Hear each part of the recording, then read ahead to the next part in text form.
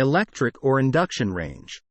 We are looking to replace our 12-year-old gas range which has a recirculating hood. Given the recent news about the unhealthy air quality associated with gas cooking, we're looking to add exterior venting and/or switch to an electric or induction range. I cook a lot and am reluctant to give up my gas cooktop. I like its precision and speed. I've seen dual fuel ranges that have a gas cooktop and electric oven. But I'm hoping to find a fully electric or induction option and move completely away from gas. I would greatly appreciate opinions from those using electric or induction. How does it compare to gas? Likes, dislikes? Specific model performance? Question from user Rolebs at Appliances at Reddit. Answer. I cook a lot and am reluctant to give up my gas cooktop.